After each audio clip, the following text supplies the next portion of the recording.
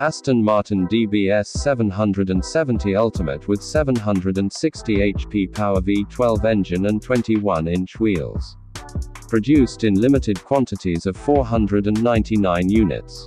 The DBS 770 Ultimate comes with an upgraded version of the 5.2-liter twin-turbo V12 engine that develops 760 horsepower and 900 Nm of torque.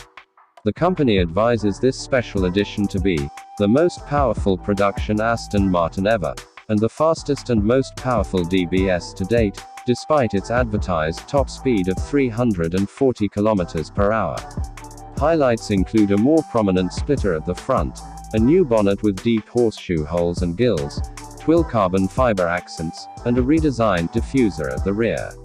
Even more special are the unique 21-inch alloy wheels, which are finished in satin silver, satin black, or satin black with diamond turned as pictured below.